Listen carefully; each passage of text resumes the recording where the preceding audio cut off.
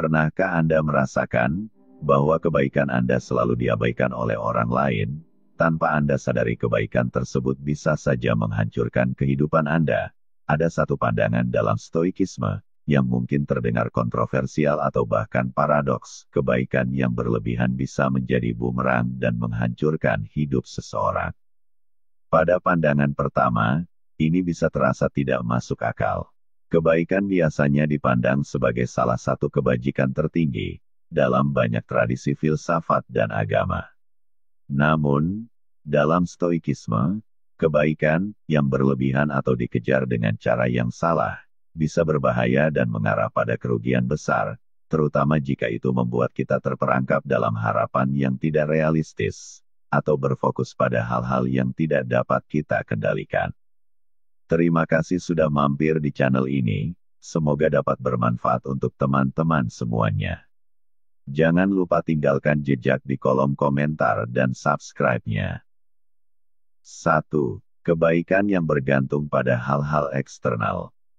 Salah satu inti ajaran Stoikisme adalah bahwa kebahagiaan sejati hanya dapat dicapai ketika kita melepaskan ketergantungan kita pada hal-hal eksternal, seperti kekayaan, status sosial, dan bahkan persetujuan orang lain. Menurut Stoikisme, ketika seseorang mengejar kebaikan yang didasarkan pada faktor-faktor ini, dia tidak hanya menjauh dari kebajikan sejati, tetapi juga membuka pintu untuk penderitaan. Contoh klasik dari ini adalah ketika seseorang mengejar kekayaan atau penghargaan sosial dengan mengorbankan nilai-nilai pribadi atau ketenangan batin. Kebaikan dalam pengertian ini bukanlah kebaikan sejati, melainkan sekadar pencapaian yang bersifat sementara dan bergantung pada hal-hal yang tidak dapat dikendalikan. Ketika kita mengaitkan kebahagiaan kita dengan hal-hal ini, kita menjadi lebih rentan terhadap kekecewaan dan stres yang berkelanjutan. 2. Kebaikan yang mengarah pada ketergantungan. Menurut Epictetus, seorang filsuf Stoik terkenal, segala hal yang kita anggap sebagai kebaikan, haruslah sesuatu yang berada dalam kendali kita, bukan sesuatu yang bergantung pada keadaan eksternal atau orang lain. Ketika kita mengandalkan kebaikan seperti pengakuan, cinta, atau pujian untuk kebahagiaan kita, kita mengikat diri kita pada hal-hal yang tidak stabil. Misalnya, seseorang yang sangat bergantung pada pujian atau pengakuan orang lain untuk merasa baik, akan terjebak dalam siklus ketidakpuasan dan pencarian yang tak pernah berhenti. Ketergantungan ini dapat merusak kehidupan batin dan menjauhkan kita dari kedamaian sejati. Untuk menghindari hal ini, Stoikisme mengajarkan kita untuk mengalihkan fokus dari hasil eksternal dan lebih memperhatikan bagaimana kita bertindak. Apa yang terpenting adalah, apakah kita bertindak dengan kebajikan bukan? Dan apakah kita akan mendapatkan pengakuan atau imbalan dari orang lain? 3. Pengharapan yang berlebihan terhadap kebaikan. Stoikisme juga mengingatkan kita bahwa, terlalu banyak mengharapkan kebaikan, bisa mengarahkan kepada frustrasi dan ketidakbahagiaan. Dalam Stoikisme, harapan yang berlebihan adalah sumber dari banyak penderitaan. Seneca, filsuf Stoik Romawi, menulis bahwa, seseorang yang mengharapkan kebahagiaan dari hal-hal yang tidak pasti, akan selalu merasa kecewa.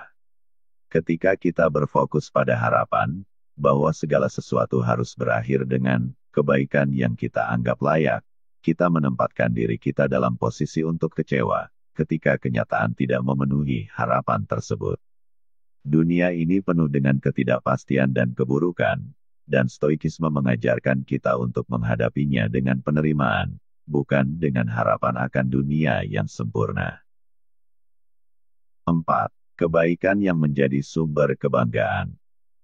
Ketika seseorang mengejar kebaikan, atau kebajikan untuk alasan yang salah, seperti untuk membangun citra diri atau untuk mendapatkan pujian dari orang lain, ini dapat menciptakan rasa kebanggaan yang berlebihan. Dalam Stoikisme, kebanggaan adalah salah satu emosi yang harus dihindari, karena ia mengarah pada kebutaan terhadap kelemahan dan ketidaksempurnaan kita sendiri. Kebanggaan yang berlebihan seringkali mengarah pada kesombongan, dan penolakan terhadap kritik yang konstruktif, yang pada gilirannya bisa merusak perkembangan pribadi. Epictetus mengajarkan bahwa, kita tidak boleh menganggap diri kita lebih baik dari orang lain, bahkan jika kita berusaha untuk menjadi lebih baik. Kebajikan sejati tidak datang dari pencapaian luar, tetapi dari sikap yang rendah hati dan pengakuan atas ketidaksempurnaan diri. Ketika kebaikan kita menjadi dasar kebanggaan, kita bisa kehilangan perspektif yang diperlukan untuk tumbuh dan memperbaiki diri. 5. Menghargai kebaikan yang tidak mengikat. Salah satu ajaran stoikisme yang paling mendalam adalah, bahwa kebaikan sejati terletak pada sikap internal kita terhadap kehidupan orang lain. Kebaikan yang tidak bergantung pada hasil, atau pengakuan eksternal adalah kebajikan yang paling bernilai. Dalam stoikisme, kita dianjurkan untuk berbuat baik, karena itu adalah hal yang benar, bukan karena kita mengharapkan imbalan atau pujian. Stoikisme mengajarkan kita untuk memberikan kebaikan dengan cara yang tidak mengikat, yaitu dengan memberikan manfaat kepada orang lain, tanpa mengharapkan balasan atau perhatian. Ini adalah bentuk kebajikan yang benar-benar bebas, yang tidak akan menghancurkan hidup kita, melainkan memperkaya kehidupan kita, dengan kebahagiaan yang datang dari tindakan yang benar. Jadi kesimpulannya adalah, meskipun stoikisme tidak pernah menyarankan untuk menanggalkan kebaikan dari kehidupan kita, filsafat ini mengingatkan kita, bahwa kebaikan yang berlebihan, atau tidak seimbang bisa berisiko bagi ketenangan batin kita. Kebaikan yang berfokus pada hal-hal eksternal, yang mengarah pada ketergantungan, atau yang memunculkan harapan yang tidak realistis, bisa menyebabkan penderitaan yang sebenarnya bisa kita hindari. Menurut stoikisme, kebaikan yang sejati adalah, yang berasal dari kebajikan dan pengendalian diri, bukan dari pencapaian duniawi atau pengakuan sosial. Dengan menghindari ilusi kebaikan yang berlebihan, dan berfokus pada apa yang benar-benar dalam kendali kita, pikiran dan tindakan kita sendiri, kita dapat hidup dengan damai dan tetap tenang dalam menghadapi segala situasi hidup.